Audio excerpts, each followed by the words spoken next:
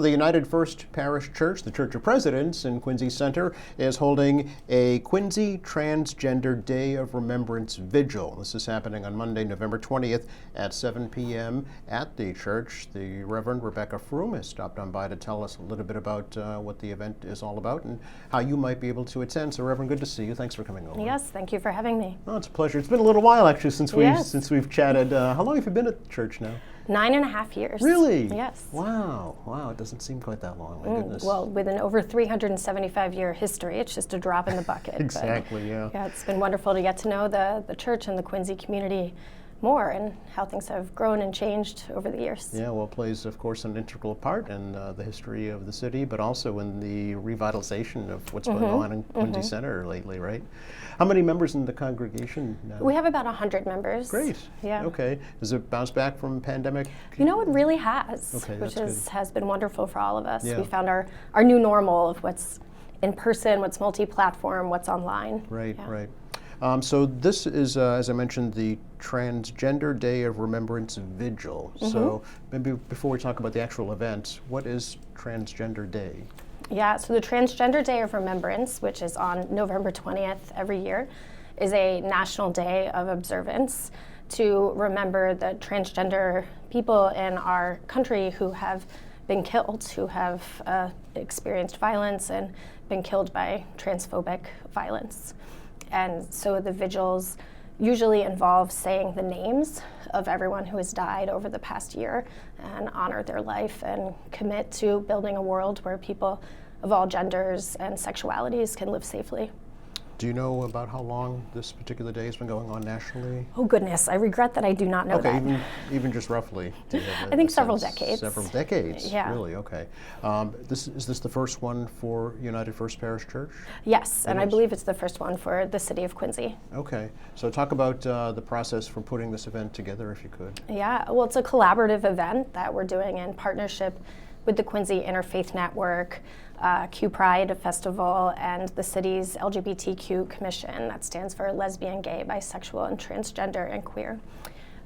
So we've worked together to create an event that will include this outdoor vigil where we will light a candle and ring a bell for each of the people that we are honoring. And afterwards, there will be a reception in our parish hall where our different community partners will have informational tables, and it's an opportunity for people to connect and learn more about building this world that we dream about going forward. How many folks will you be honoring that evening? Over 50, 34 of whom were killed, and the remaining who died by suicide, another form of violence that comes from transphobia. Yeah, this nationwide? This is nationwide, okay. yes. Any locally, without mentioning names, of course? None that are local. There is one individual from Massachusetts okay. who died by suicide. Okay. Do you know, will any relatives of folks that have been impacted by this be in attendance? Well, everyone is impacted. Yeah. So I do not believe that we have family of folks who have died, but these deaths show that there is a warranted culture of fear for transgender people and their beloveds. You know, that this threat of violence is something that they live with. We should maybe explain to folks what transgender is, Reverend. Yes, yeah. yes. So transgender refers to people whose gender identity is different than their biological sex at the time of birth. I come to this conversation as a cisgender ally, and cisgender means that my birth biology matches my gender identity as a woman, and I move through the world with the ease of my physical presentation matching my own identity. So transgender individuals may be folks who were born with male biology and are women and transition to the other gender. And it also includes folks who are non-binary, meaning that they identify either with both or with neither gender. So it really shows that gender identity is on a bit of a spectrum. Okay. Why does the church feel that it's important to recognize this day? Well, part of the power of faith community and coming together for acts of public observance and public worship is to be a voice of witness, to be able to hold that, a space of both lament and hope in a public space, and to take personal struggles and personal heartaches out of any one individual's experience and show in the public square, quite literally in this case, that there's deep hurt, there's deep fear, and there's deep hope. So what do you want folks attending the vigil to do during this event? Yeah. Well, we will be distributing handheld electric candles. Folks are welcome to bring their own if they would like, but we'll have many there. No open flames. No open flames, exactly, Yeah, for a slew of reasons. Yeah. And we will be hearing words of prayer and poetry from faith leaders. A few transgender members of the Quincy area community will speak from their own experience. And then we will read the names of those who have died, many tragically young, in their teens or their 20s. And after each name, light a candle in honor of that person and ring the bell. So we ask for people to attend with an open heart. That's what to bring, is to bring an open heart and listen to the experiences of our transgender siblings around the country. Do you feel that folks who identify as transgender or non-binary would benefit from attending such an event? I deeply hope so. I think having a space where one's pain can be acknowledged publicly is so important as a human experience.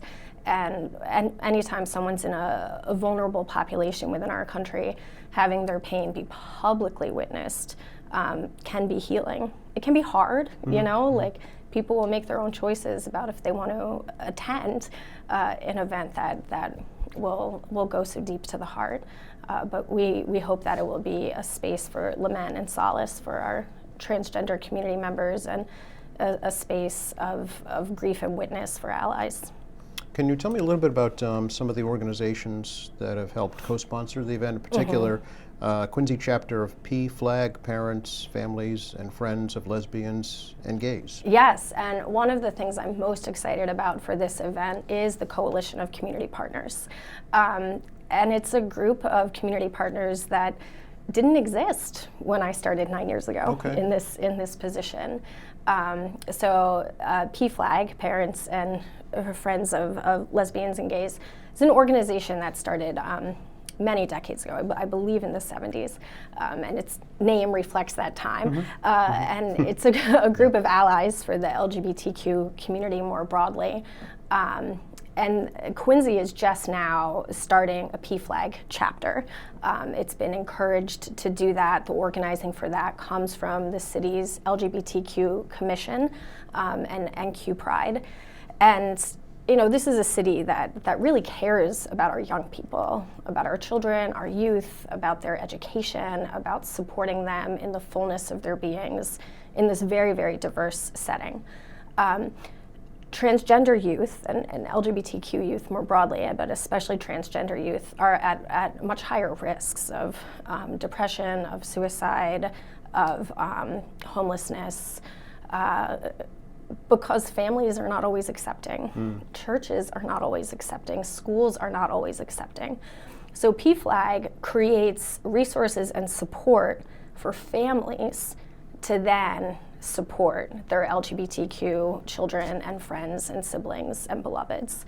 Because there's so many people who are like, wow, I love my child, and there's just a lot I don't know. Right.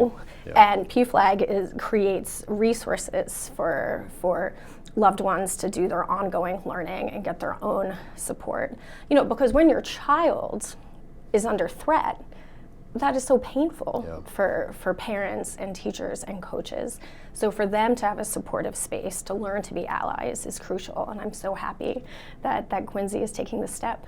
Yeah, do they have regular meetings? How do folks find out about PFLAG? Do you know any contact information? Yeah, that currently goes through the LGBTQ Commission of the City of Quincy. They've generally been meeting on second Wednesdays in the evening at United First Parish Church. Okay. Yeah, I'll get you that information for the show notes. Okay, yeah, I'm just thinking if parents or friends Definitely. watching, Definitely. just hearing about this, Yeah. and they might want to learn more Yeah. about it. And at the event itself on Monday, Yes. with the reception afterwards, we'll have information about how people can get involved with PFLAG. My next Yeah. question Yeah. actually is, will there be kind of resources available for folks looking for more information? So Definitely. there will be. Yeah, Okay. it'll be followed. The vigil is outside, Okay. and will be followed by this indoor time for information sharing and Okay. connection and All right. refreshment. Yeah. As a representative of the faith community here in Quincy, Mm-hmm. for folks who may be struggling with their sexual identity right Mm-hmm. now and feel kind of lost or hopeless, what is your message to them? Well, I deeply believe that each and every one of us matters in the fullness of our being, and that the God of my understanding loves all people in their fullness. And so my message is that you are whole, and you are beautiful, and you are worthy, and there are people who love you, including God, and you are not alone. Do you need any help organizing this event, Reverend? Yeah. Is there volunteer opportunities for Volunteer before or opportunities. after? We have a good setup team. Okay. It's always great to have people stick around to clean up. Sure, I think that's true of all absolutely. events. Yeah. And more generally, the information in the reception afterwards, there may be volunteer opportunities with different organizations Okay. coming out of that. Okay. Anything else we should let folks know about right now? That's it, Yeah. I think. Yeah. When worship services at the church? Yes, our worship services are on Sunday morning at 10:30 a.m. And whoever you are, whomever you love, wherever you are in your journey, you are welcome in our space. Okay. Yeah. But again, it's Quincy Transgender Day of Remembrance Vigil, Monday, November 20th, 7 p.m. on the granite steps in front of the United First Parish Church, and then Yes. the reception indoors afterwards. Let's hope the weather cooperates. Yes. Folks who would like more information, maybe give the church office a call. Or go to our website, ufpc.org. Okay, great. Thanks for coming by, Reverend. Good to talk to you. Okay, thank you so much. You're very welcome. And thank you for watching us here at AEM Quincy. I'm Joe Catalano. We'll see you next time.